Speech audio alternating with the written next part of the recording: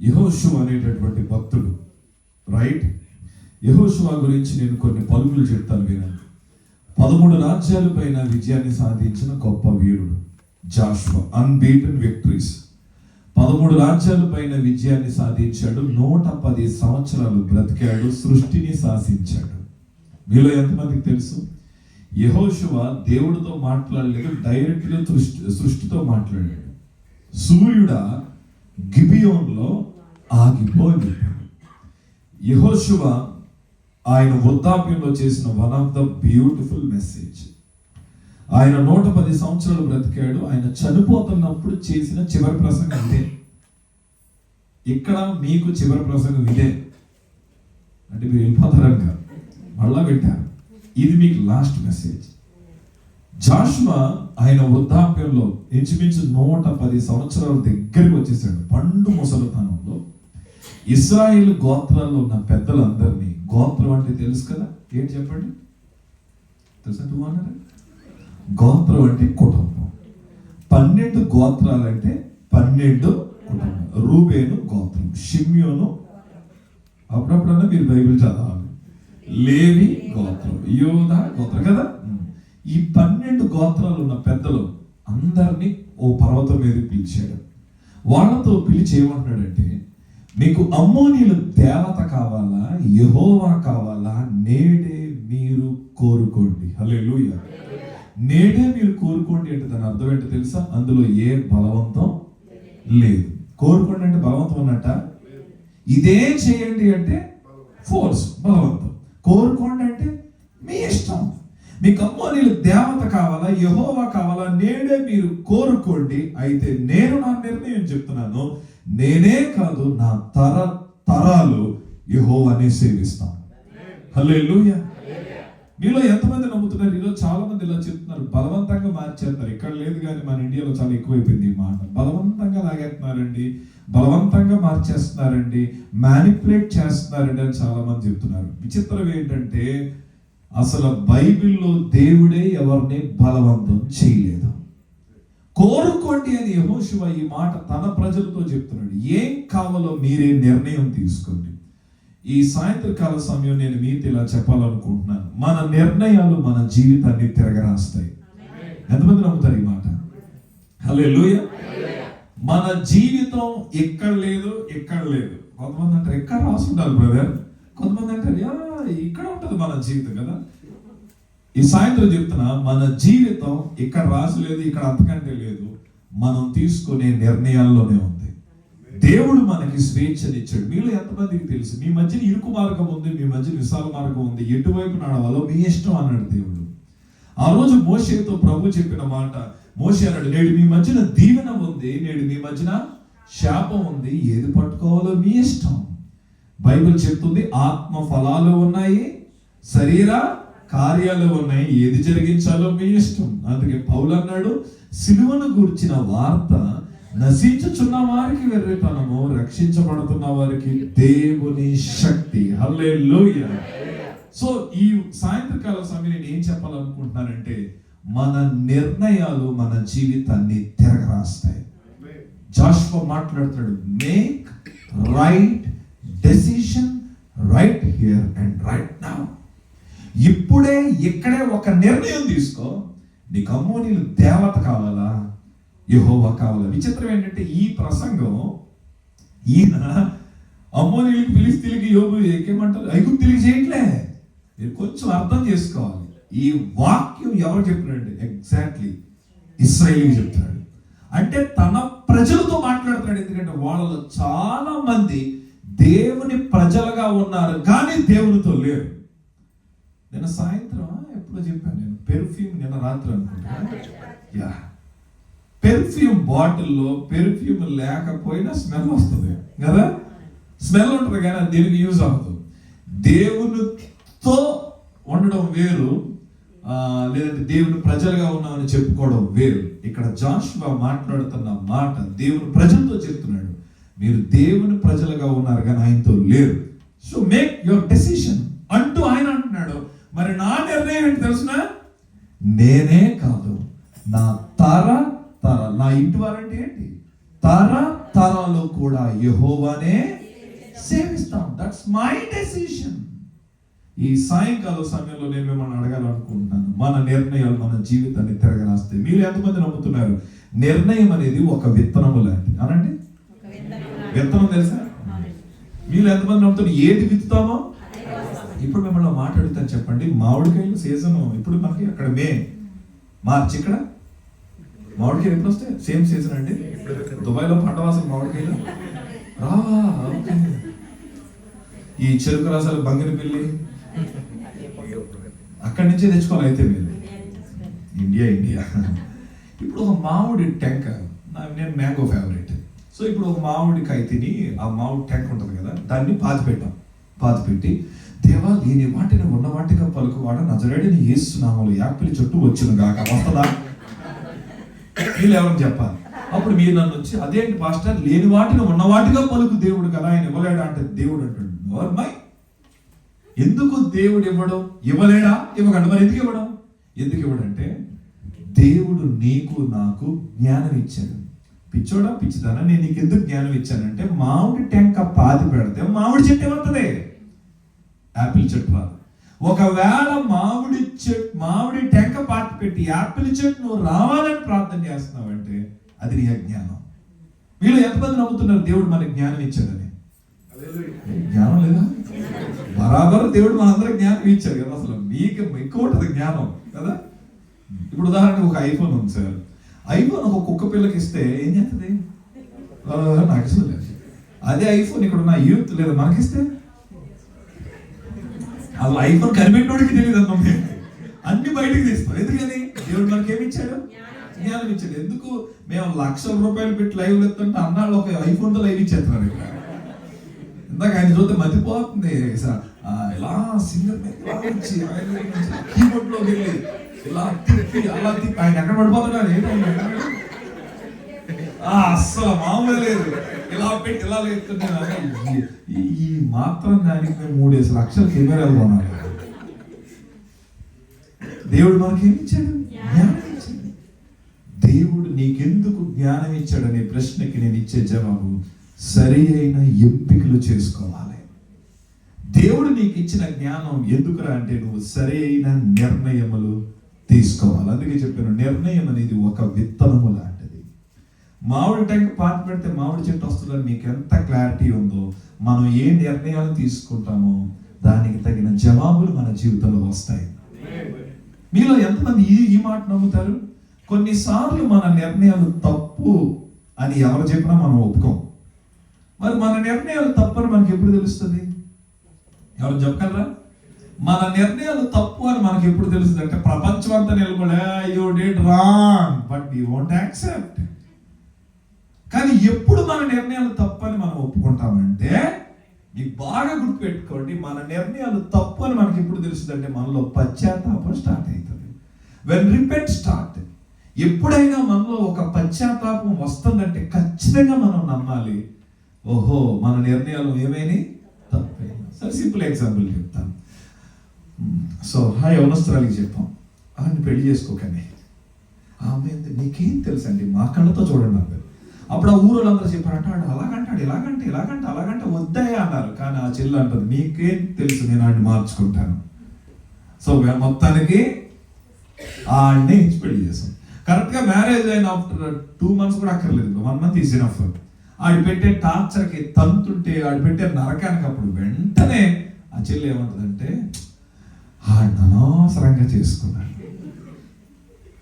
ఆమెమో engineering చేసుకుంది, ఈమెమో doctor చేసుకుంది నా ఫ్రెండ్, నేనేమో ఈడు తగలబడ్డాను అంటది. ఇప్పుడు నా క్వశ్చన్ ఏంటంటే, మీరు జాగ్రత్తగా పట్టుకోవాలి, మరి ఊరంతా అబ్బాయిని చేసుకుందంటే చెల్లిందా? మరి ఎప్పుడు ఆమెకి నేను ఆ అబ్బాయిని చేసుకోవడం తప్పని ఆమెకి బుర్ర ఎప్పుడు వెలిగిందంటే ఆమెలో రిపెంటెన్స్ స్టార్ట్ అయింది. పశ్చాత్తాపం ఎప్పుడైతే ప్రారంభమైతే అప్పుడు మనకు అర్థమవుతుంది మన నిర్ణయాలు తప్పు అని. కొన్నిసార్లు ప్రియులారా, వీళ్ళు ఎంతమంది నమ్ముతున్నారు, కోపంలో ఏమంటే కొన్నిసార్లు ఆవేశంలో మనం తీసుకొని కొన్ని నిర్ణయాలు మనల్ని ఇరకాటంలో పెడతాయి. కనుక నేను మీతో చెప్పాలనుకుంటున్నాను, మేక్ రైట్ డెసిషన్స్. మంచి నిర్ణయాలు తీసుకోండి, అవి మీకు నవ్వును పుట్టిస్తాయి. మంచి నిర్ణయాలు తీసుకోండి, అవి మీకు ఆరోగ్యాన్ని ఇస్తాయి. మంచి నిర్ణయాలు తీసుకోండి, దేవుని చిత్తాన్ని మీ జీవితంలో జరిగిస్తాయి. హల్లెలూయా. సో జాషువా అంటున్నాడు, మీకు అమ్మోనీయుల దేవత కావాలా, యెహోవా కావాలా, నేడే మీరు కోరుకోండి. ఏ బలవంతం లేదు. ఏదైనా తోటలో దేవుడు చెప్పాడు 99 ఫ్రూట్స్ మీరు తినేయండి, ఆ ఒక్కటి మీరు తినద్దు, కానీ 2 మీ మధ్యనే ఉన్నాయి, మీ ఇష్టం అన్నాడు దేవుడు. దేవుడు అక్కడ కూడా వారి నిర్ణయానికి దేవుడు విడిచిపెట్టేశాడు. ఈ సాయంత్రకాల సమయం ఎలాంటి నిర్ణయాలు మనం తీసుకోవాలి? 2 మాటలు చెప్తాను, కానీ ఒకటి చాలా సంతోషంగా ఉంది. మీ పాస్టర్ గారు గంట అన్నారు, అది నాకు కొండంత బలం వచ్చింది. నేను ఇప్పుడు ఇది 8 అన్నాను కదా, వెళ్ళి ప్రతి చోట నా ముందు గడియారం ఉంది, ఇక్కడ గడియారం కూడా లేదండి. వావ్, అసలు గడియారం లేదు, ఒక గంట 50 నిమిషాలు 30 నిమిషాలు 25 నిమిషాలు అంటే ఇక్కడ ఉన్న టైంని బట్టి వెళ్ళాలి, అందులో నో డౌట్. నేను దాన్ని ఏకీభవిస్తున్నాను. బట్ ఇక్కడ ఎందుకు మేము ముందు రావడం వల్ల అనుకుంటా మాకు కొంచెం టైం దొరికింది. ఎలాంటి నిర్ణయాలు తీసుకోవాలి? జస్ట్ 2 థింగ్స్, 2 మాటలు నేను మీతో చెప్తాను. ఒకటి, దేవునితో నీ నిర్ణయం అనంటే ఒకసారి. ఈ మాట మీకు కొద్దిగా సిల్లీగా ఉంటుంది, ఏంటంటే దేవుడితో నిర్ణయం, ఆల్రెడీ మేము దేవుని పిల్లలమే కదా అనొచ్చు కదా. నా మాట మీరు గమనించండి, దేవునితో నీ నిర్ణయం సరి చేసుకోవాలి. మీలో ఎంతమంది నమ్ముతున్నారండి దేవుడితో మన రూట్ క్లియర్ అయితే ఆయన దగ్గర నుంచి రావాల్సినవన్నీ మన జీవితంలోకి వచ్చేస్తాయి? హల్లెలూయా. రైట్ గిఫ్ట్ పంపితే కాదు, రైట్ అడ్రస్ పంపాలి. రైట్ అడ్రస్ నువ్వు కరెక్ట్ గా పంపితే ఆ గిఫ్ట్ ఆ రైట్ పర్సన్ దగ్గరికి వెళ్ళిపోతుంది. నేనేమంటానంటే దేవునితో మన నిర్ణయాలు సరి చేయబడితే ఆయన దగ్గర నుంచి రావాల్సినవన్నీ మన దగ్గరికి వస్తాయి. ఆమేన్. సో అసలు దేవుడితో మన నిర్ణయాలు ఏంటి చూద్దాం రండి. మార్కు సువార్త 2 మాటలు చెప్తాను మీకు. మార్కు సువార్త 10వ అధ్యాయంలోకి రండి. నిర్ణయానికి ఎంత శక్తి ఉందో మనం నేర్చుకుందాం. Mark chapter 10. మార్కు సువార్త 10వ అధ్యాయం 21వ వచనం నేను మీ ముందు పెడుతున్నాను. యేసు అతనిని చూచి అతనిని ప్రేమించి, సంఘం అంతా కలిపి చదువుదాం. మార్కు సువార్త 10వ అధ్యాయం 21. యేసు అతనిని చూచి అతనిని ప్రేమించి, నీకు ఒకటి కొదువగా ఉన్నది, నీవు వెళ్ళి నీకు కలిగినవన్నీ అమ్మి బీదలకు ఇమ్ము, పరలోకమందు నీకు ధనము కలుగునని నీవు వచ్చి నన్ను వెంబడించమని చెప్పాను. ఈ మాటలు కలిపి చదువుదాం. అతడు మిగుల ఆస్తి గలవాడు గనుక ఆ మాటకు ముఖము చిన్నపుచ్చుకొని దుఃఖపడుచు వెళ్ళిపోయాను. ఒకసారి నా వైపు చూడండి. మీలో ఎంతమంది నమ్ముతున్నారు యేసే దగ్గరికి వస్తే దుఃఖానికి ఎండ పడుతుందా, దుఃఖం స్టార్ట్ అవుతుందా? Exactly right answer. దేవుని దగ్గరికి వచ్చిన వాడు కన్నీళ్ళు ఆయన ఏం చేస్తాడు? తుడుస్తాడు. విచిత్రం ఏంటో తెలిసిన, బైబిల్లో ఆయన దగ్గరికి వచ్చిన వాళ్ళందరూ దుఃఖంతో వచ్చి సంతోషంతో వెళ్ళారు, కానీ వీడు మాత్రం సంతోషంతో వచ్చి దుఃఖంతో వెళ్ళాడు. చాలా విచిత్రంగా అనిపిస్తుంది ఈ సంఘటన. అసలు ఎవరి వ్యక్తి? ఈయన యేసుప్రభు దగ్గరికి ఎందుకు వచ్చాడో తెలుసా? ఈరోజు చాలా మంది యేసుప్రభు దగ్గరికి ఎందుకు వస్తున్నారంటే, ఒక ఆవిడ అంటుంది, మా బర్రె పాలివ్వట్లేదు, ప్రార్థన చేయండి అంది. నేను సిటీ అండ్ విలేజ్ పాస్టర్ గారిని. సో దేవుడు అని చెప్తే నేను ఒక చిన్న గ్రామం వెళ్ళాను, దేవుడు చెప్పాడని వెళ్ళాను. ఈరోజు దేవుడు అక్కడ చాలా ఆశీర్వదించాడు. రాజమండ్రి సిటీ కాబట్టి అక్కడ మినిస్ట్రీ ఒకలా ఉంటుంది, విలేజ్ లో ఒకలా ఉంటుంది. ఆవిడ అంటుంది, మా బర్రె పాలివ్వట్లేదు, ప్రార్థన చేయండి. బర్రె అంటే తెలుసు కదా, గేది. ఇదేంద్ర నాయన గేది పాలవటం ప్రార్థన ఎవరు చెప్పారు? ఎవరో చెప్పారు మీరు ప్రార్థన చేస్తే అన్ని జరుగుతాయంట కదా, ప్రార్థన చేయండి అంది. నేను అన్నాను, మీరు గుడికి రాలంటే నా బర్రె పాలినప్పుడు మీ గుడికి వస్తాను అంటున్నారు. ఇలా ఉంది. చెప్పాను కదా, city village total it's different. కొంతమంది యేసు ప్రభు దగ్గరికి వస్తారు, కానీ మీరు అసలు ఏమనుకోకండి, స్వార్థంతో వస్తారు. ఏదో జరగాలి, need promotion, we need Jesus, need something. ఏదైనా కావాలంటే అప్ప దేవుని ఎంత గట్టి పట్టుకుంటారంటే అసలు ఊపిరి కూడా ఆడదేమో, అంత గట్టి పట్టుకుంటారు ఆయన్ని. కానీ వీడు వేసే దగ్గరికి ఎందుకు వచ్చాడు తెలిసిన? వీడు వచ్చిన రీజన్ అద్భుతంగా ఉంది. ఏమన్నాడు తెలిసిన? నిత్య జీవం పొందాలంటే నేనేం చెయ్యాలని అడిగాడు. వా, అసలు వీడు వచ్చిన విధానమే ఆశ్చర్యం. నిత్య జీవం కావాలి, నేనేం చెయ్యాలని అడిగాడు. యేసు వాడిని చూసి ఆశ్చర్యపోయాడు. అన్నాడంట, బాబా నువ్వు తల్లిదండ్రులు సన్మానించావా? ధర్మశాస్త్రంలో 10వ వంతు నువ్వు ఇస్తున్నావా? విశ్రాంతి దినం పరిశుద్ధంగా ఆచరించావా? నేను తప్ప నీకు వేరొక దేవుడు ఉండకూడదని మోషే ద్వారా నేను వచ్చిన ఆజ్ఞలను నువ్వు పాటించావా? వాడు అన్నాడంట ఒక మాట, ఇవన్నీ నేను బాల్యము నుండే పాటించుచున్నాను. మిమ్మల్ని ఒక ప్రశ్న అడగాలనుకుంటున్నాను. మీ దృష్టిలో చెప్పండి, వీడు సీనియర్ క్రిస్టియనా, జూనియర్ క్రిస్టియనా? సీనియరా, వెరీ సీనియరా? అసలు బాల్యం నుండి పాటిస్తున్నాడంటే సో కాల్డ్ సీనియర్ అన్నాడట. ఏం దేశయ్యా ఇవన్నీ నేను బాల్యం నుండి పాటిస్తున్నాను. హల్లెలూయా. ఏదో సౌండ్ పడుతుందండి చూడండి కీమని. ఓకే, నా వైపు చూడాలి. ఇంగ్లీష్లో ఒక మాట ఉంటుంది, when seniority increase sincerity decrease అన్నాడు ఒక ఆయన. When seniority increase sincerity decrease. కానీ మీరు రివర్స్ చేయండి, మీ సీనియారిటీ కంటే మీ సిన్సియారిటీయే దేవుడు చూస్తారు కదా. కొంతమంది చూద్దాం, గుళ్ళో వచ్చిన కొత్తలో వాళ్ళు స్టార్టింగ్లో అబ్బాయి మంచి పాట పాడుతుంది అంటే అమ్మ నేను పెట్టనండి దూరండి సంథింగ్ సంథింగ్ సంథింగ్, నేను ఏ పాట దాన్ని. ఆఫ్టర్ 2 years అబ్బాయికి మైక్ ఒకటి గుడి మానేస్తుంది. చర్చ్ నెంబర్ 43 లేకపోతే చర్చ్ నెంబర్ 38కి వెళ్తాను నేను. ఓ గుడికి వచ్చిన కొత్తలో వాళ్ళు ఒకలా ఉంటారు. నేను అందుకే చెప్తున్నాను, నీ సీనియారిటీ కంటే మీ సిన్సియారిటీ స్ట్రాంగ్ ఉండాలి. వాడేమంటాడు తెలుసిన, బాల్యం నుండి ఇవన్నీ పాటిస్తున్నాను, నా చిన్నప్పటి నుండి. ఏమంటే దేవునితో ఎవరంటే అబద్ధం ఆడగలిగేది? ఎవరు అబద్ధం ఆడలేదు? లుక్ ఎట్ మీ, నన్ను చూడాలి. యేసయ్య అంట వాడిని చూసి వాడిని ప్రేమించి. ఎంత బ్యూటిఫుల్ లైన్ ఉంది అక్కడ. యేసు వాడిని చూచి వాడిని ప్రేమించి.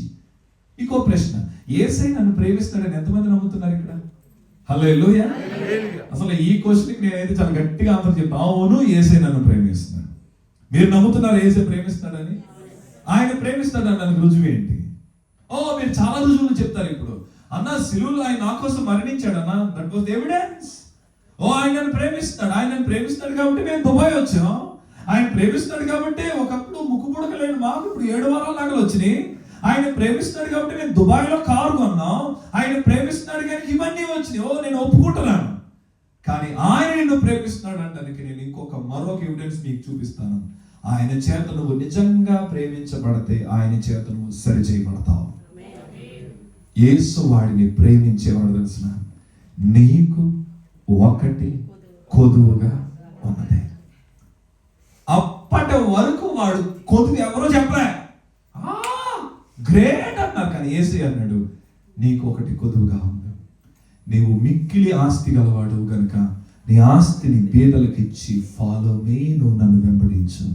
మీలో ఎంతమందికి తెలుసు ఆ రోజుల్లో ఎవడ పడితే వాడు ఆయన్ని వెంబడించడానికి అవకాశం లేదు. గరాసీనుడని ఒక దేశానికి వెళ్తే ఎంట్రీ బోర్డు పట్టుకొచ్చాడు. ఎవడో తెలుసా? దెయ్యాలు పట్టినాడు. ఆడి బోర్డు పట్టుకు కేకలేస్తుంటే యేసయ్య అన్నాడు, నువ్వెవరో? ఆ దెయ్యం అంది, నేను సేన అంటే 6,000 దెయ్యాలు. యేసయ్య అన్నాడు, పో. ఆ దెయ్యాలు అంటే మేము పందుల్లోకి పోతాం. ఆ దెయ్యాలు పందుల్లోకి వెళ్ళి, పందులు సముద్రంలోకి వెళ్ళి చచ్చిని. ఆ దెయ్యాలు వదిలినాడు ఏమన్నాడు తెలిసిన? ఎంతమంది గుర్తుంది ఆ మాట? యేసయ్య నేను నిన్ను వెంబడిస్తాను. యేసయ్య అన్నమాట నో, వద్దన్నాడు. అరే నేను నిన్ను వెంబడిస్తానయ్యా. యేసయ్య అన్నాడు, నో, నువ్వు వెంబడించదు. ఎందుకని? నీవు నీ ఇంటి వారికి వెళ్ళి సాక్ష్యం చెప్పు. చాలా మందికి యేసయ్యతో నడవాలని ఉన్నా యేసయ్య ఆఫర్ ఇవ్వలే. కానీ వీడికి వచ్చిన ఆఫర్ ఏంటో తెలుసా? ఫాలో మీ, నువ్వు నన్ను వెంబడించు. అయితే నువ్వు నన్ను వెంబడించాలంటే నీకు నాకు ఉన్న అడ్డును నువ్వు తొలగించాలి. ఏంటి అడ్డు? అక్కడ చెప్తున్న మాట, వాడు మిక్కిలి ఆస్తి గలవాడు కనుక ఆస్తిని ఎవరికి ఇవ్వాలి? బీదలకు ఇచ్చి నువ్వు నన్ను వెంబడించు. మిమ్మల్ని ఒక ప్రశ్న అడగాలనుకుంటున్నా, అసలు వాడు ఎందుకు వచ్చాడు యేసయ్య దగ్గరికి? ఎందుకు వచ్చాడు తెలిసిన? యేసయ్యతో తను ఒక నిర్ణయం తీసుకున్నాడు, నేను నిత్య జీవం వెళ్ళాలంటే ఏం చేయాలి. ఈ సాయంత్రం నేను మీతో చెప్పాను, దేవుడితో నీ నిర్ణయం సరి చేయబడాలి. ఏంటి దేవుడితో నడవడం అంటే ఏంటి? సో వీకెండ్ లేదా సండే ఇలా వచ్చి ఒక 2 hours వర్షిప్ లో కూర్చోవడం మీరు దేవుడితో నడవడం అనుకుంటున్నారేమో. కాదు. దేవునితో నడవడం అంటే ఏంటో తెలిసిన, అనుక్షణం నీ జీవితంలో ఆయన చిత్తాన్ని నువ్వు జరిగించాలి. నిన్న చార్లీ, ఆయన గొప్ప ఎవాంజలిస్ట్ అండ్ ఒక మంచి పొలిటీషియన్ గా ఉన్నాడు. ఆయన స్లోగన్ లో ఒక మాట చదివారా మీరు? ఏమన్నాడు తెలిసిన? నేను ఈ భూమి మీద దేవుడిని ఒకటే అడిగాను, నేను వేసే ప్రతి అడుగు నీ చిత్తమై ఉండాలి. వా, ఏం మాట్లాడాడు సార్ ఆయన. బుల్లెట్ దిగి చనిపోయాడు, కానీ ఆయన పలికిన మాట, నేను ఒకటే దేవుడిని అడిగాను, నేను ఏం చేసినా నీ చిత్త ప్రకారం నేను చేయాలి. దేవునితో నడవడం అంటే గుడ్ ఫ్రైడే రోజు, ఈస్టర్ రోజు, క్రిస్మస్ రోజు కాదు. అనుక్షణం నువ్వు ఆయన చిత్తాన్ని జరిగించాలి. అయితే దేవునితో నడవాలనుకునేవాడు తీసుకోవాల్సిన మొట్టమొదటిది, ఆయనకి నీకు మధ్యన ఏదన్నా అడ్డు ఉంటే దాన్ని నువ్వు తొలగించాలి. నేను ఇలా చెప్పాలనుకుంటున్నాను, దేవునితో నడవడానికి 99 ప్లస్ పాయింట్లు అక్కర్లేదు. ఒక్క మైనస్ తొలగిస్తే చాలు. 1 మైనస్ ఈజ్ ఎనఫ్. ఆ ఒక్క మైనస్ నువ్వు తొలగించగలిగితే అది మోర్ దాన్ 99 ప్లస్ పాయింట్స్ కంటే అది స్ట్రాంగ్. వాడు అన్నాడంట, నువ్వు నీ ఆస్తి నమ్మి బేదలకి అంటే అక్కడ రాయబడిన వాడు ముఖము చిన్నబుచ్చుకొని దుఃఖపడుచు. ఎందుకు వెళ్ళాడు దుఃఖపడుతూ? దేవుడితో వాడి నిర్ణయాన్ని సరిచేసుకోలేకపోయాడు. వాడికి యేసు కావాలి, కానీ యేసుకి వాడికి అడ్డొచ్చేది మాత్రం వాడు వదలడం. ఈరోజు ఈ ప్రశ్న నేను మిమ్మల్ని అడగాలనుకుంటున్నాను, దేవునితో మన నిర్ణయాలు ఏంటి?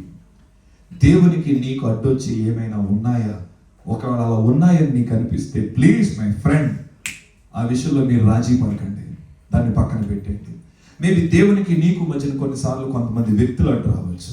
వ్యక్తులు కూడా అడ్డొస్తారా? ఖచ్చితంగా వ్యక్తులు అడ్డొస్తారు. మీలో ఎంతమందికి తెలుసు జోసెఫ్కి డబ్బు అడ్డు రాలేదు, జోసెఫ్కి ఒక వ్యక్తి అడ్డొచ్చింది. అందుకే ఆయన ఈ మాట అన్నాడు, నేను దేవుని ఎదుట ఈ దుష్కార్యమును. కొంతమంది వ్యక్తులు మన ఆరోగ్యాన్ని పాడు చేస్తారు, కొంతమంది వ్యక్తులు మన తలాంతులు పాడు చేస్తారు, కొంతమంది వ్యక్తులు మన దర్శనాన్ని పాడు చేస్తారు, కొంతమంది వ్యక్తులు దేవునికి నీకున్న ఫెలోషిప్ని స్పాయిల్ చేస్తారు. నేను ఒక వ్యక్తిని ఎరుగుదును, ఆ వ్యక్తి దేవునికి చాలా దగ్గరగా ఉండేవాడు, కానీ ఆ వ్యక్తికి ఒక పర్సన్ ఎంటర్ అయ్యేటప్పటికి ఆ వ్యక్తి దేవునికి దూరం అయిపోయాడు. మీలో ఎంతమందికి తెలుసు కొంతమంది వ్యక్తులు నిన్ను ప్రార్థన కూడా చేయనివ్వరు తెలుసా? నువ్వు అనుకుంటున్నావు అసలు దేవుడితో నా నిర్ణయం అని ఎందుకు సంతోష్ ఇలా చెప్తున్నాడు అనుకోవచ్చు. దేవుడితో నీ నిర్ణయం అంటే ఏంటో చెప్తున్నాడు విను. ఆయనకి నీకు అడ్డు వచ్చేది అది ఏదైనా నువ్వు విడిచిపెట్టాలి. మేబీ కొన్నిసార్లు వ్యక్తులే మనకు అడ్డు రావచ్చు. అవును, కొన్నిసార్లు మన భర్తే అడ్డు రావచ్చు, ఆయన నీకు నువ్వు వద్దు దేవునితో వెళ్ళొద్దనొచ్చు. కొన్నిసార్లు భార్య అడ్డు రావచ్చు. కొన్నిసార్లు నీ జీవితంలో సమ్ అదర్ థర్డ్ పర్సన్ పెత్తనం జలాయించవచ్చు. నువ్వు బ్యాలెన్స్ చేయాలనుకుంటావేమో, నువ్వు ఎప్పటికీ చేయలేవు. బట్ జోసెఫ్ ఈ మేక్ ఎ రైట్ డెసిషన్. ఏమన్నా తెలుసు, నేను దేవుని ఎదుట ఈ దుష్కార్యమును చేయలేను. సో రివార్డ్ ఏంటో తెలిసిన 13 years he was in jail. 13 సంవత్సరాలు అతను జైల్లో ఉన్నాడు. కొన్నిసార్లు మన నిర్ణయాలు మనకి విచిత్రంగా అనిపిస్తాయి. నేను 2009, 10, 2008 డిగ్రీ చదివాను. 10 అయిపోయింది, ఫైనల్ ఇయర్ అయిపోయింది. అయిపోయిన తర్వాత మేము మా ఫ్రెండ్స్ అందరూ ఎంబీఏ ప్లాన్ చేసాం. సరే ఎంబీఏకి వెళ్దాం అనుకున్నాం. వీళ్ళందరూ కాకినాడ బీచ్ ప్లాన్ చేశారు. 2010లో జరిగిన విషయం. అప్పటికి నేను సువార్తకు వచ్చి డ్రమ్ములు పెట్టుకుని వీధుల మాట తిరగడం. యేసయ్య అప్పుడే మనకి మాట స్టార్ట్ చేసాడు. సో నేను ఆయన కోసం పని చేయాలి, అది నా ఆశ. సో మా వాళ్ళు అన్నారు అందరూ కలిసి కాకినాడ వెళ్దాం, దాంట్లో తప్పే ఉంది. సో మేము అందరం కాకినాడ వెళ్ళాం. సో కాకినాడ బీచ్కి వెళ్ళి అందరం బండ్లు వేసుకుని వెళ్ళాం, నేను కూడా వెళ్ళాను. సో మళ్ళీ మా ఆటలు అలా లేవు. బండ్లు బీచ్ల్లోకి వెళ్ళిపోయి కెరటాలు ఎట్లా వస్తా ఉంటే బండ్లు ఆ కెరటాలు తన్నుకొని వెళ్తా ఉంటే ఆనందమే వేరు. బాగా ఆర్డర్ చేసాం, కేకలు పెట్టాం. ఈ లోపల మా ఊళ్ళో కొంతమంది బ్యాచ్ మిస్ అయిపోయింది. మా ఫ్రెండ్స్ ఏంద్రా నాయన వీళ్ళందరూ మిస్ అయ్యారు అనుకుంటున్నాను. ఈ లోపల మా ఊడు ఒకడు కారు వేసుకొచ్చాడు. ఆ కారు డిక్కీ తీసిన వెంటనే వెనకాతలన్నీ పెట్లు ఉన్నాయి. ఆ పెట్లు ఓపెన్ చేస్తే బరాబర్ భలేగా ఉన్నాయి ఆ కూచలు లాగా. సో అందరం రౌండ్ కూర్చొని బిర్యానీలు పెట్టాం. గ్లాసులు తీసి అన్ని పోసారు. నాకు గ్లాసులు పోసారు. ఇది నాకు వద్దు అన్నాను. ఇదిగో బైబిల్ పట్టుకొని చెప్తున్నాను. వద్దు అంటే అందులో నాకు వేసిన ఫస్ట్ డైలాగ్ ఏంటో తెలుసా? ఒరే దేవుడు బిడ్డ పర్వాలేదురా వాళ్ళు అంటే నీకు నాకు ఆఫెక్ట్ అని మేము ఎవరికి చెప్పరా బాబు, జీజస్ అన్నట్టు. అక్కడ కామెడీ అలాగే ఉంటుంది. నువ్వు సరైన నిర్ణయాలు తీసుకున్నప్పుడు కొంతమందికి నువ్వు వెటకారంగా కనిపిస్తావు. నువ్వు ఎవరి చేతైనా ఫూల్గా కనబడుతున్నావు అంటే నీ డెసిషన్స్ రైట్ అని నువ్వు నమ్ము. ఎందుకంటే నీ నిర్ణయాలు కొంతమందికి నువ్వు కామెడీగా కనబడతావు. పర్వాలేదు నవ్వుకొని, ఏం పర్లేదు బరాబర్ నవ్వుకొని. నేను అన్న వద్దంటే అందులో ఒకడు అంటే ఎంత ఘోరమైన బ్యాచ్ అంటే బిర్యానీలో పోసుకొని కలుపుకొని ముద్దలు తినేస్తున్నాడు. అంటే ఏ స్థాయిలో ఉన్నాడో ఆలోచించండి. నేను అంత అఫీషియల్ ఏం కాదు, నేను మా డిగ్రీ అంత ఘోరమైన బ్యాచ్. అంటే బిర్యానీలో కలుపుకొని మరి తిన్నాడు. రే నాకు బాబు నేను ఉండలేను అని అక్కడికి వెళ్ళిపోయాను. బీచ్ దగ్గర కూర్చున్నాను. అక్కడ నాకు వచ్చిన ఆలోచన అసలు ఎర్ర సముద్రం ఎలా 2,000 అయిపోయింది అనుకుంటున్నాను నేను. ఆ సముద్రాన్ని చూస్తూ నాకు అలా విచిత్రంగా వచ్చిన ఆలోచన. అలా కూర్చున్నాను, ఇష్టం వచ్చినట్టు ఎంజాయ్ చేశారు. అయిపోయింది. ఆఫ్టర్ 5 years 2015 మర్చిపోలేను. అప్పటికి నేను కొంచెం టీవీ పరిచర్యలు అని తెలుసు స్టార్ట్ చేస్తూ మాట్లాడుతున్నాను. ఒకరోజు ఫోన్ వచ్చింది. సంతోష్ రెడ్డి నేను గుర్తున్నానా అన్నాడు. అసలు నాకు గుర్తే లేదు. నేను రా, నీ క్లాస్మేట్ రా, గుర్తుపెట్టాను, నేను నిన్ను కలవాలి, వైజాగ్ నుంచి వచ్చాడు, వాడు నా దోస్త్, వాడు అన్న ఫస్ట్ మాట. యాక్చువల్గా నేను చనిపోదాం అనుకున్నాను రా లైఫ్లో, కొంచెం పర్సనల్ ఒక విషయం చెప్పాడు. సో చనిపోవాలనుకో నేను వెళ్తుంటే ఆ గొట్టంలో నుంచి యేసుప్రభు మాటలు విన్నాను రా, కొంచెం ఎందుకు ఆ బలి అనిపించింది. ఆ ఫాదర్ చెప్తుంటే వెళ్ళి కూర్చున్నాను, ఆ మాటలు కొన్ని నచ్చి, అసలు ఏంటా క్రిస్టియానిటీ గురించి టీవీ చూస్తుంటే సడన్ గా టీవీలో నువ్వు కనిపించావా, నా దోస్తు టీవీలో చెప్తున్నాడు వాక్యం అనుకుని వచ్చాను, నేను నీతో కొన్ని రోజులు ఉండాలనుకుంటున్నాను అన్నాడు. వై నాట్, నాతోనే ఉంటాను. వాడు నాతో ట్రావెల్ చేసి చేసి చేసి చేసి ఒకరోజు ఏమన్నాడంటే, నాకు యేసు ప్రభు కావాలన్నాడు. Praise God. నా స్నేహితుడు అడిగాడు, నాకు నువ్వే బాప్తిసం ఇవ్వాలి. నేను అన్నాను, ఎంతోమంది పాస్టర్లు ఉంటారులే, నాతో ఎందుకు తీసుకోవాలనుకుంటున్నావంటే, వాడు అన్న మాట ఏంటంటే, నాకు నీ చేతుల మీదే బాప్తిసం కావాలి. ఎందుకంటే ఆ రోజు బీచ్లో నువ్వు నాకు స్పెషల్గా కనిపించావు. హల్లెలూయా. ఇంతకీ బాప్తిసం పొందింది ఎవరు తెలుసా? ఒరే దేవుని బిడ్డ అని ఎవడైతే నన్ను కామెంట్ చేశాడో వాడు నిష్ఠ బ్రాహ్మణ్. ఇప్పుడు తాడేపల్లిగూడెంలో టీచర్గా వర్క్ చేస్తున్నాడు, బ్రాహ్మణ్. వాడు నా చేతుల మీద బాప్తిసం పొందాడు. వై? బికాస్ మన నిర్ణయాలు, కొన్నిసార్లు మన నిర్ణయాలు అందరికీ విచిత్రంగా ఉండొచ్చు, కానీ నీ నిర్ణయం మంచిదైతే అది నేను ఒకరోజు తలగానే చేస్తుంది. Like Joseph. సో ఆయన తీసుకున్న నిర్ణయం అందరి దృష్టిలో అతని క్యారెక్టర్ బ్యాడ్గా అనిపించింది, కానీ దేవుడు యోసేపు నిర్ణయాన్ని గుర్తించి సింహాసనం ఎక్కించాడు. కొన్నిసార్లు కొంతమంది వ్యక్తులు మనకు అడ్డు వస్తారు. మేము ఈరోజు నీకేమంటూ వస్తుంది? దేవునికి నీకు మధ్యన ఏదైనా అడ్డుందా? గర్వం అడ్డుందా? నాకు గర్వం లేదన్న స్తోత్రం చెప్పండి. ఇక్కడ ఇంతమంది ఉంటే కొన్ని లేసినట్టు హల్లెలూయా. గర్వంతో ఉన్న వాళ్ళు వేసి వెంబడించగలరా? బైబిల్ చెప్తుంది, యెహోవా అహంకారులను, పాస్టర్ గారు బైబిల్ చదివించాలి సార్ మీరు ఖచ్చితంగా, యెహోవా అహంకారులను ఎదిరించను. ఆయన గర్విష్ఠులతో అసలు డీల్ చేయడు. ఆయన పక్కన అంటాడు. కొంతమంది నేను ఏబిసిడీలో మీకు తెలుసా, అన్ని అక్షరాలు వంగితే కానీ అయ్యని ఒక్క అక్షరమే వంగదు. I A B C D E G గుద్దు లోపలికి వెళ్ళినట్టు ఉంటుంది జి. కానీ సే ఐ వంగదు, ఐ వంగదు. ఐ అంటే నేను నేను నేను నేను నేను నేనంటే ఏసే ఉండడు. అందుకే పౌలు అన్నాడు, నేను చచ్చిపోయాను, క్రీస్తు నా యందు జీవించుచున్నాడు. హల్లెలూయా. సో నేను యేసేకు నీకు మధ్యన గర్వం అంటుంటే వదిలేయాలి. యేసేకు నీకు మధ్యన కోపం అంటుంది అనుకో, వదిలేయాలి. దేవుడితో నడవాలని ముక్కోటి కోపం పెట్టుకుంటే కుదరదు. పోనీ దీనికి చెప్పండి, కోపం లేదన్నారు, హల్లెలూయా చెప్తారా? అసలు ఏమి స్మార్ట్ అండి మీరు. విపరీతమైన కోపం. అసలు కోపం ఉండదా? కోపం ఉండాలి, కానీ కోపంలో 2 రకాలు ఉన్నాయి బైబిల్ చెప్తుంది. ఒకటి సహజ కోపం, 2 దైవ నీతిని పాడు చేసే కోపం. కయ్యను దేశదిమ్మ రావడానికి సహజ కోపం కాదు, అది దైవ నీతిని పాడు చేసింది. కయ్యను కోపం హేబెల్ని చంపేలా చేసేసింది. యేసయ్య దేవాలయం దగ్గర కొరడా పట్టుకున్నాడు, అది సహజ కోపం. ఈరోజు కొన్నిసార్లు కొన్ని కోపాలు, బా చచ్చినాడే నాతో మాట్లాడండి, చచ్చిపోయాక ఏం మాట్లాడుతున్నావు? చచ్చినా దాన్ని నేను పడకూడదు. ఇండియా వెళ్ళినా దాని గుమ్మం తొక్కను నేను, నువ్వు పరలోక గుమ్మం తొక్కవు, అసలు ఇట్ ఇస్ ఇంపాసిబుల్. అంత కోప. ఒకసారి ఇలాగే పాస్టర్ గారు గడిచి మంచి వాక్యం చెప్తాడు, ప్రేమ కలుగుండు, ప్రేమ కలుగుండు, ప్రేమ కలుగుండు, కోపం వదిలే అంటే వెంటనే ఆ సంఘ పెద్ద నిర్ణయం తీసుకున్నాడు అంట, నేను కోపం వదిలేస్తున్నాను. ఆ చర్చ అంతా నీకు తెలుసు, వాళ్ళ సంఘ పెద్ద నెంబర్ 1 కోపిష్టి. సో అక్కడ ఉన్న కుర్రోడు అనుకున్నాడంట, అయ్యి పోయి మా సంఘ పెద్ద కోపం వదిలేసాడా. ఆ మనోడు మొత్తం చేయి పైకి కోపం వదిలేసాడు, ఏసయ్యో అన్నాడంట. వాక్యం అయిపోయిన తర్వాత ఆ కుర్రోడు సంఘ పెద్దని, సంఘ పెద్ద గారు ఏంటి కోపం వదిలేసారా అన్నాడట. అవును బాబు, ఇప్పుడే ప్రభు నాతో మాట్లాడాడు, నేను వదిలేశాను అంటే. కుర్రోడు, నాకు నమ్మకం లేదండి, నిజం చెప్తాను కదా, వదిలేశాను రా, నాకు లేదు అని. పాప సంఘ పెద్ద ఇలా బైబిల్ పట్టుకుని అంతే, కుర్రోడు ఆకతే కదా ఇలా కొట్టి నిజం చెప్పండి అన్నాడట. నిజంగా వదిలేశాను నాన్న అని వెళ్ళిపోతుంటే ఈయన ఎందుకో పాప కుర్రోడు కొడదాం అనుకో ఆ చొక్క పెట్టి కిందకి లాగాడు. నిజం చెప్పండి అన్నాడంట. మనోడు బైబిల్ పక్కన పెట్టి వచ్చి తప్ప బాధేశాడు. నిజం చెప్పరా అయిపోయింది. ఎందుకు? మీ పేరేంటమ్మా? శాంతి. నా మెసేజ్ అయిన తర్వాత పాట పాడాలి అని చెప్పి మీ పేరేంటి? శాంతి. నా మెసేజ్ అయిన తర్వాత పాట పాడాలని చెప్పి రాణికి పాటించాం అనుకోండి, ఈ శాంతి మంచిదే. కొంతమంది శాంతి అవమానం చేశారు కదా, చెప్తా. We need number 25 church. నరుడి కోపము దేవుని నీతిని నెరవేర్చదు. అందుకే కోపపడుడి గాని పాపము.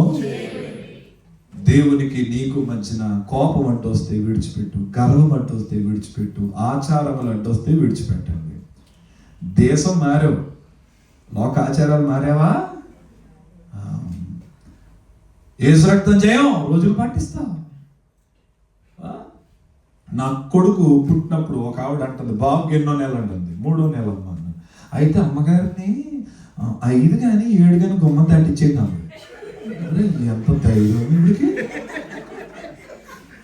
అసలు సాధారణంగా నాతో మాట్లాడడానికి కొద్దిగా ఇబ్బందిగా ఉంటుంది. నేను మావిడికి ఫోన్ చేశాను, నువ్వు ఎప్పుడైనా 5-7 రావద్దన్నాను. మావిడి ఇందులో వచ్చింది. సీరియస్గా నా కొడుకు మొలతాడు కట్టలేదు. నేను ఏంటండి ఆచారాలు? రోజులు పాటిస్తారు, గడియలు పాటిస్తారు. దేశం మారింది, యేసులో నిజంగా నువ్వు మారావా? అన్ని ఆచారాలే. డేస్ ఆ రోజు మంచిది, ఈ రోజు మంచిది, బుధవారం మంచిది, మంగళవారం చెడ్డది, లక్షవారం మంచిది అనుకుందాం. మీ దృష్టిలో మంగళవారం మంచిది కాదు అనుకుందాం కొంతసేపు. మంగళవారం మీ ఆయనగా నూతులో పడితే లేపుతారో వదిలేస్తారా? వాడు ఎలా అంటాడా, ఈరోజు మంచి రోజు కాదండి, నూతులో ఉండండి, బుధవారం తాడేసి వాడతామంటారా? Non sense. దేవుడు ఇష్టపడరు. అందుకే అన్నాడు, ఈ లోక మర్యాదను మీరు ఏం చేయకండి. బైబిల్ చదవండి. రోమపత్రికలో అంటాడు, ఈ లోక మర్యాదను మీరు దేవుని చిత్తము ఉత్తమము అనుకూలము సంపూర్ణమై ఉన్న దేవుని చిత్తం ఏదో తెలుసుకొని చెయ్యండి. హల్లెలూయా. నా పెళ్లి హాల్ రెంట్ చాలా తక్కువకి వచ్చింది. కారణం ముహూర్తాలు లేవు. ఏగా తోలుకున్న టైంలో హాల్ తీసుకుని పెళ్లి చేసుకున్నాను నేను. కొంతమంది అంటారా, మా చర్చిలో కావాలంటుంది, మాకు రెబకా లాంటి కోళ్ళు కావాలి గారు. ఓ ప్రైజ్ కార్డ్, రెబకా లాంటి కోళ్ళు కావాలి. నేను మా ఆవిడ మా అమ్మగారు అందరూ ప్రార్థన చేస్తాం. నిజంగానే మంచి కోళ్ళు వచ్చింది. నేను రెబకానే అనుకుంటున్నాను. అయితే పెళ్ళి అయిన తర్వాత ఆఫ్టర్ 10 days కనబడతలేదు ఆమె. నేను అడిగిన, ఏదమ్మా వేర్ ఈజ్ యువర్ రెబకా? ఓ ఆషాఢ అంటుంది. రెబకా ఆషాఢానికి వెళ్ళిందండి. అమ్మ బాబోయ్, కోడలేమో రెబకా ఆషాఢమా? ఆయన రెబక కిందకి దిగి తన్నేతలు పట్టుకోండి. రెబకా ఆషాఢం. మళ్ళీ ఇప్పుడు అంటుంది రెబకా లాంటి కోళ్ళు కావాలంట. అబ్రహాం అవుతున్నాడు కానీ అబ్రహాములో ఉన్న ఆ అప్పారావు చచ్చిపోయాడా? అది అవసరం. దేవునితో నీ నిర్ణయం సరి చేసుకో. దేవునికి నీకు అడ్డొచ్చింది. 2 లైట్లు నా ఫేస్ మీద ఉన్నాయి. నా చేతులను పెట్టుకుని అసలు వెలుగే లేదు. ఏంటో ఈ చర్చ్ అంటే నేను మూర్ఖుణ్ణి. ఎందుకంటే ఈ చెయ్యి ఈ వెలుగును ఆపేస్తుంది. దేవునితో నీ నిర్ణయం నువ్వు సరి చేసుకో. ఏ చిన్నదంటున్నా, దేవా నీకు నాకు అడ్డు వచ్చేది అది ఏదైనా అది నాకు వద్దు ప్రభా. వాడు దేవుని దగ్గరికి వచ్చాడు కానీ ఆయనకి వాడికి అడ్డును మాత్రం వాడు విడిచిపెట్టలేకపోయాడు. మేబీ ఈరోజు నీకేమంటుంది? వీకెండ్లో ఒక్క అలవాటు ఉందన్నా, దుబాయ్ కదా, ఆ ఒక్కటే. పెద్ద ఎక్కువ అలవాటు లేవు. వారం అంతా తాగం, జస్ట్ వీకెండ్లో సంథింగ్ స్మాల్ అవాయిడ్. దాన్ని పక్కన పెట్టే. వారం అంతా నువ్వు చేసే ఆరాధనల కంటే అది నువ్వు పక్కన పెడితే అది దేవుడికి ఇష్టమైన ఆరాధన. అన్నీ ఓన్లీ 1 స్మోకింగ్ అన్న, ఓన్లీ 1 సిగరెట్ చాలు, సరిపోద్ది. ఒక అగ్గిపుల్ల చాలు అడవిని తగలడతాకి. ఒక అగ్గిపుల్ల చాలు అడవి ఎన్ని ఎకరాలు ఉన్నా తగలబెట్టేస్తుంది. కొన్నిసార్లు మన నిర్ణయాలు, అమ్మా దేవునికి నీకు మధ్య వ్యక్తులు అంటూ వస్తే పక్కన పెట్టు, ఆచారములు అంటూ వస్తే పక్కన పెట్టు. ప్రభుని అడుగు, నీకేది ఇష్టమో నన్ను అలా మార్చు ప్రభు. Hallelujah. Put God first. RRK Murthy గారు ఇలా చెప్పారు. వాళ్ళు చనిపోతూ వాళ్ళ కోడలతో చెప్పిన మాట. వాళ్ళ కోడలు అడిగిందంట, మావయ్య గారు చివరిగా ఏదైనా కొన్ని మాటలు చెప్పండి అంటే ఆయన వాళ్ళ కోడలతో చెప్పారంట, యేసయ్య అంటే ఎక్కడ ఉండాలో తెలుసా? ఒక వ్యక్తి గుండె చీల్చి చూస్తే ఆ గుండె లోతుల్లో ఆయన ప్రదర్శించబడాలి. అది యేసుతో ఉండే సహవాసం అన్నాడు ఆయన. అందుకే ఈ సాయంత్రం నేను మీకు చెప్తున్నా, దేవునితో మీ నిర్ణయాన్ని ఏం చేయాలి? సరి చేసుకోవాలి. దేవా, నీకు నాకు అడ్డొచ్చేది అది ఏదైనా నాకు వద్దు. కొన్నిసార్లు డబ్బు అడ్డు వస్తుంది కదా, డబ్బు లేనంత వరకు వీళ్ళ ప్రార్థన మోకాళ్ళ ప్రార్థన. డబ్బు వచ్చిన తర్వాత మోకాళ్ళు వేయాలంటే కష్టం అసలు. మోకాళ్ళ తీసుకురావంటే సఫిషియెంట్ వచ్చేసాం కదా మనం. టీవీ పరిచయలో ఒక ఆవిడ అప్పుడులో, అంటే ఇప్పుడు టీవీ ఆపేసాం, 2015 ఆ టైంలో టీవీ పరిచర్య నెలకి 1,50,000 కట్టాలి మన ఇండియన్ కరెన్సీలో, 1,50,000. సో ఇంకా నాకు ఫారెన్ సపోర్ట్ లేదు. మోకాళ్ళ మీద పడి దేవా దేవా దేవా అంటే ఎవరైనా చేస్తే కార్యాలు ఆ నెల టీవీకి వెళ్తుంది అంతే. శుభవార్త ఆరాధన ఇంట్లో. ఒకరోజు ఒక ఆవిడ బెంగళూరు నుంచి ఫోన్ చేసింది, సంతోష్ రెడ్డి బాబు మీ ప్రోగ్రామ్ చాలా బాగున్నాయి. థ్యాంక్స్ అమ్మా. ఎంత అవుతుంది ప్రోగ్రామ్? కదా 10,000 అవుతుందమ్మా ఒక ఎపిసోడ్కి. నేను 1,00,000 చెక్ పంపుదాం అనుకుంటున్నాను అంతే. అప్పుడు దాకా మోకాళ్ళు వేసుకుని కదా కూర్చొని చేయడం మొదలెట్టాను ఇంకా. ఎందుకంటే ఆ నెల చెక్ వచ్చేస్తుంది ఇంకా మనకి. సేవ్ జాబ్ నేను ఫేస్ చేసి నేను చెప్తున్నాను ఇది. సో నెల 28 వచ్చింది, ఇంకా చెక్ రాలేదు. ఆఫీసర్లు అడుగుతున్నారు, అన్నయ్య ఇంకా చెక్ ఏం రాలేదు. కంగారు పడకండి అమ్మా, యథార్థవంతుడు నష్టము కలిగినను మాట తప్పుడు. ఓ 30 అయింది, ఇంకా ఫోన్ చెక్ రాలేదు. నేను అన్న ఫోన్ చేయండి. మా వాళ్ళు అక్కడ ఫోన్ చేస్తారు కానీ ఫోన్ ఎత్తట్లేదంట. 31 వచ్చేటప్పటికి మన ఆఫీస్ వాళ్ళు వచ్చి చెప్తున్నారు, అన్నయ్య నెంబర్ స్విచ్ ఆఫ్ అవుతుందన్నయ్య. ఏమండి, విశ్వాసులు మాటిస్తే పాస్టర్ గారు మేళగట్టారా? నేను చర్చికి సిమెంట్ పత్త ఎత్తానంటే పాస్టర్ గారు గోడ కట్టేస్తాడు ఊహల్లో. ఇప్పుడు వాడు చెక్ ఇస్తుంటే మేమేమనుకుంటాం, ఓకే ఈ నెల వెళ్ళిపోతుంది అనుకున్నాను. స్విచ్ ఆఫ్ అంటే బెంగళూరులో ఆవిడెక్కడుందో నాకేం తెలుసు. ఆటోమేటిక్గా నేను మళ్ళీ మోకాలు వేయడం మొదలెట్టాను. అప్పుడు ప్రభు మాట్లాడుతున్నాడు, వాయ్ ఒక వ్యక్తి నీకు చెక్ ఇస్తానంటే ఎందుకు నీ ఆలోచన మారింది? మా చర్చ్ కన్స్ట్రక్షన్ చేస్తున్నప్పుడు ఒక ఆయన వచ్చి నాతో మాట్లాడి 10 లక్షలు చెక్ రాసి చెల్లాడు. అప్పుడు నేను టెంప్ట్ అవ్వలేదు, ఎందుకంటే అది ఆయన ఇవ్వాలన్నా అది దేవుడు నిర్ణయించాడు. కొన్నిసార్లు మనీ మేక్స్ మెనీ థింగ్స్ అంటారు, దానికి దూరంగా ఉండండి. నా పరిచయంలో నేను తీసుకున్న 2 నిర్ణయాలు, ఒకటి ఎంత ఇస్తారని నేను అడగను, ఎంతమంది ఉంటారని నేను అడగను. ఇది నేను 2010లో తీసుకున్న నిర్ణయం, ఇప్పటికీ అదే పాటిస్తాను. కొన్నిసార్లు ఎంత పోరాటం ఎదురవుతుందో తెలుసా? నేను ఒకసారి నాది రాజమండ్రి, విజయవాడ అవతల గుంటూరు లోపలికి వెళ్ళాను, పొన్నూరు అన్న ఒక ఊరు. అక్కడ మీటింగ్కి వెళ్తే అక్కడ నాకు ఇచ్చిన కంకు 1,100 రూపాయలు. హలో, ఇండియా డబ్బులు 1,300 అంటే మనకెంత అండి? ఇక్కడ 10 రూపాయల ఏమో మరి నాకు తెలియదు. ఇక్కడ 24 రూపాయలు అనుకుంటే ఎంతో. ఫీల్ అవ్వలేదు నేను. 1,00,000 రూపాయలు ఇచ్చిన వాళ్ళు ఉన్నారు, 1,000 రూపాయలు ఇచ్చిన వాళ్ళు ఉన్నారు. కొన్నిసార్లు అనిపిస్తుంది, ఇంత కష్టపడి కారు మీద వెళ్ళి కనీసం డీజిల్ కూడా. మా పిల్లల కోపం వస్తుంది, అన్న ఏంటన్నా ఇలా ఇస్తేనంటే మీరు వెళ్తానని చెప్పండి, లేదా మానేయండి. నేను చెప్పాను, నేను దేవుడి దగ్గర తీసుకున్న తీర్మానం, నేను అడగను ఎంత ఇస్తానని, ఎంతమంది ఉంటారని నేను అడగను. అందుకే నా ఈవెన్లో మీకు ఎట్లా చెప్పాలి, నాకు వ్యాలెట్ లేదు, ఇప్పటికీ వ్యాలెట్ పర్స్ లేదు, నాకు పర్సనల్ అకౌంట్ లేదు. సీరియస్గా మా ఆఫీస్ కింద ఫోన్ చేసి అక్కడి నుంచి నాకు కొంచెం ఈ అమౌంట్ కావాలి, దాన్ని కట్టండి అని చెప్పాను అంతే.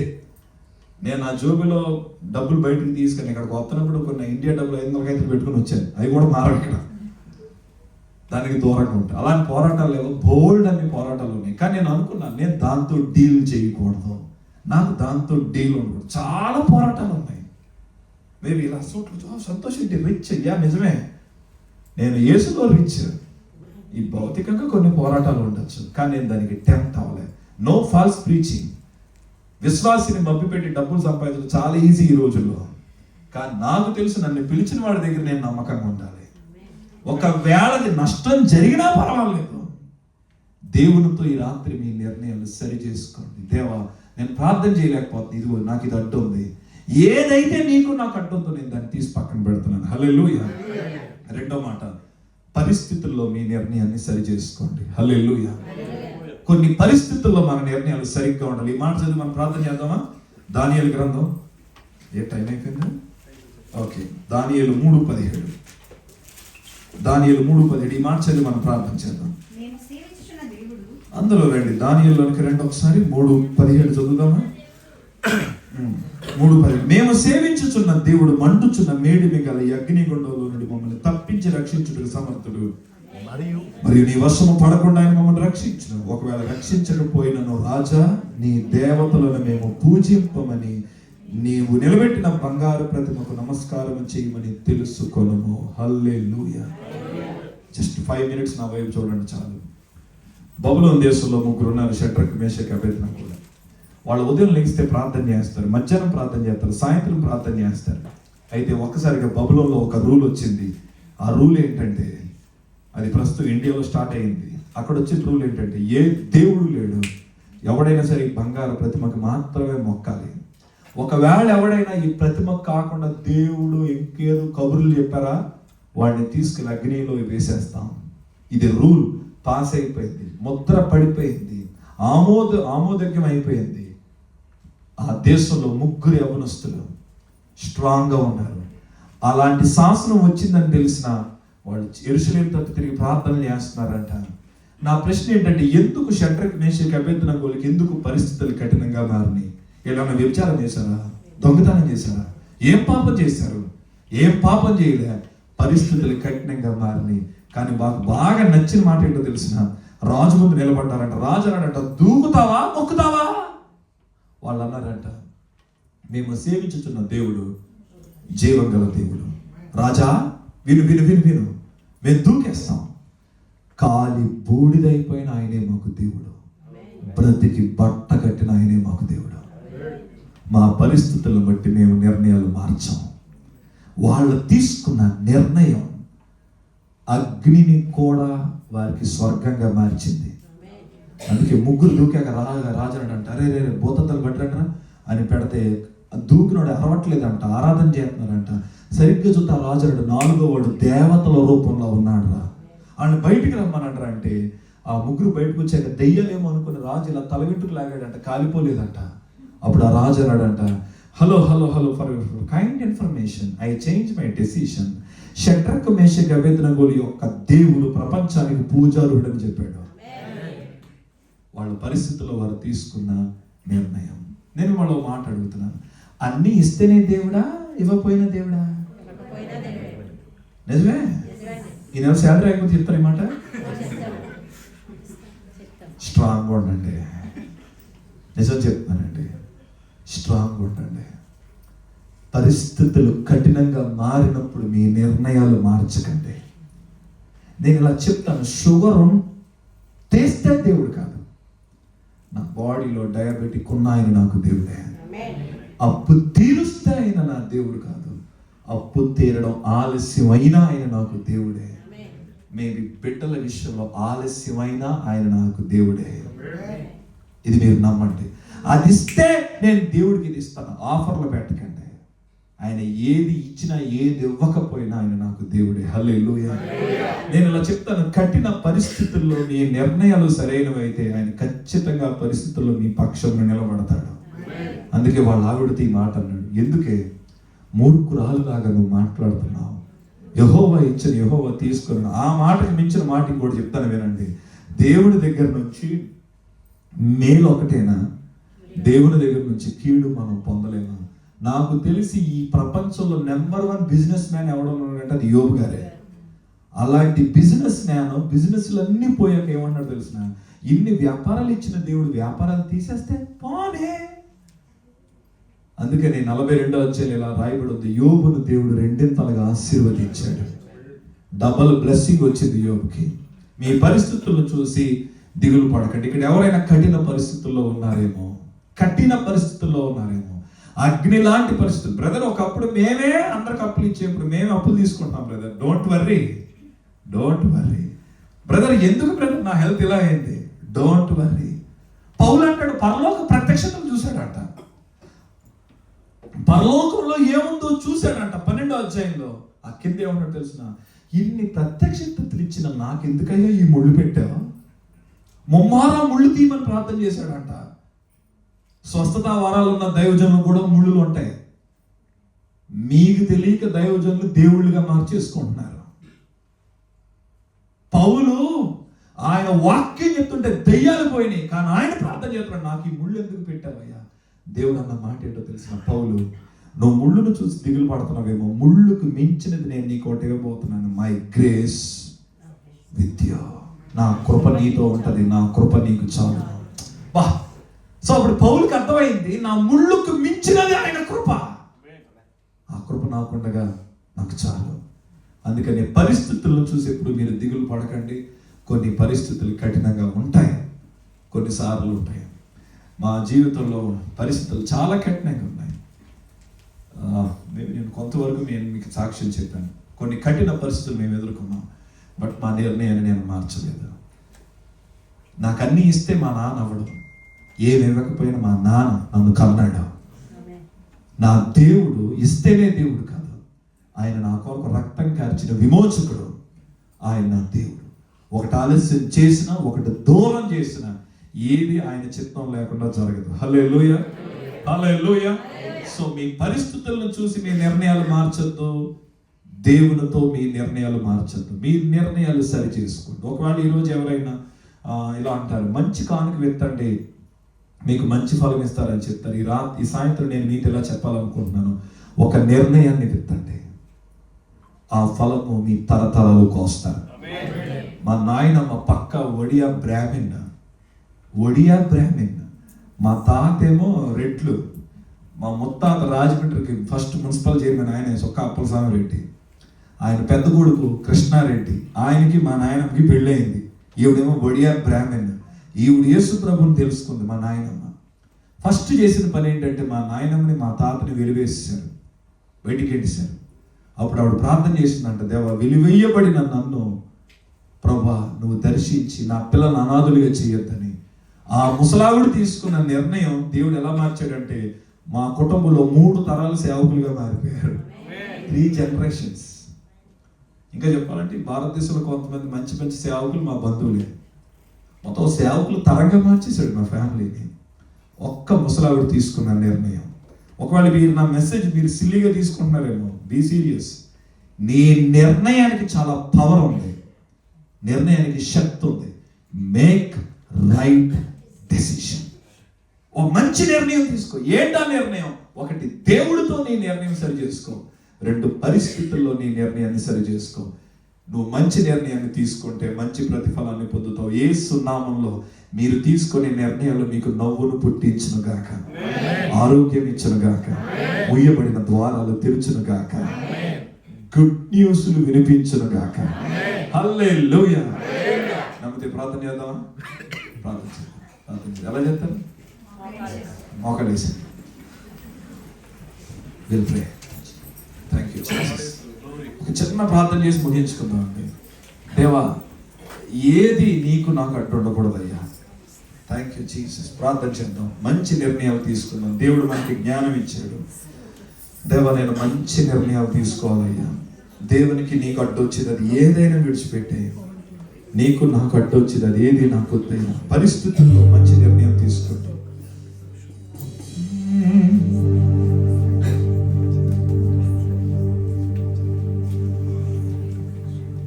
సరి చేసుకోవాలి. దేవునికి నాకు అడ్డు వచ్చింది అది ఏదైనా అది నాకు వద్దు.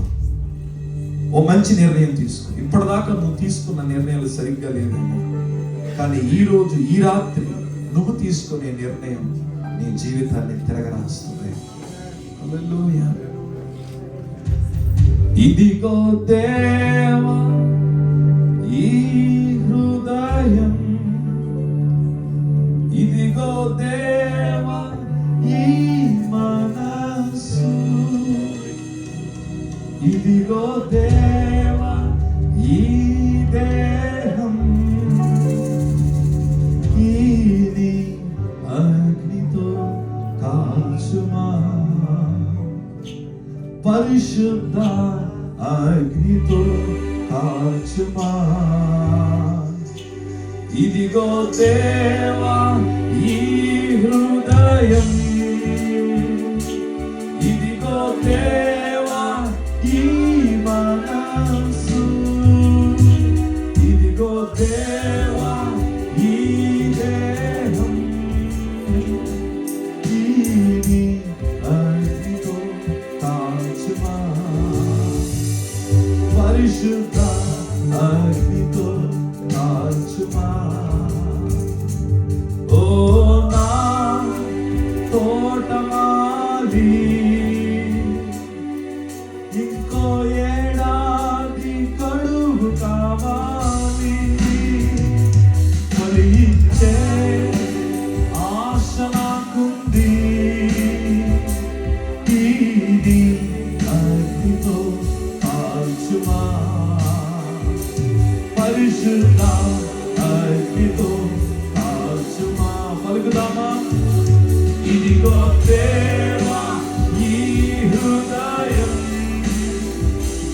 ఇదిగో దేవా ఈ మనస్సు, ఇదిగో దేవా ఈ దేహం,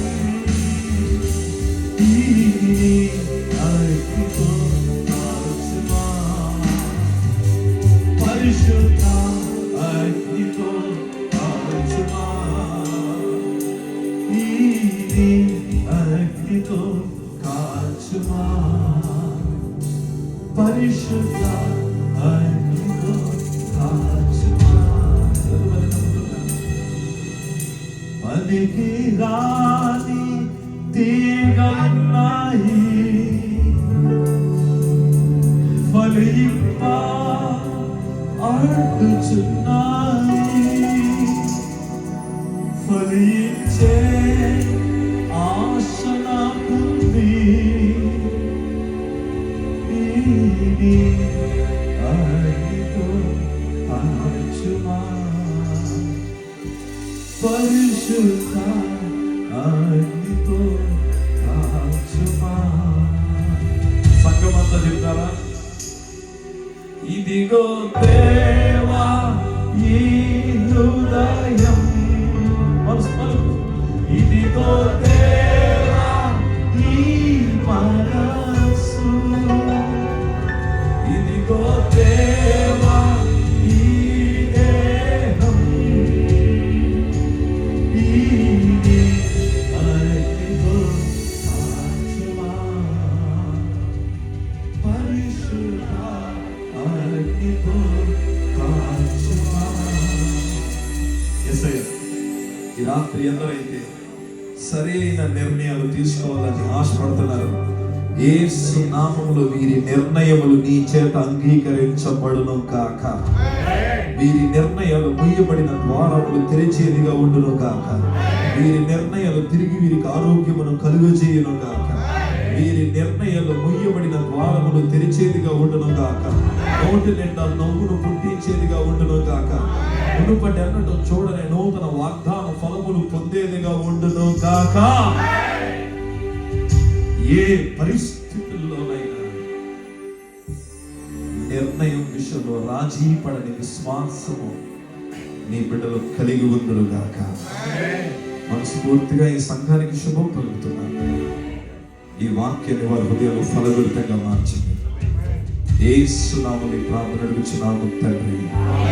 గట్టిగా చెప్దాం ఆమేన్. God bless you. God bless you. దేవుడు మనల్ని దీవించును.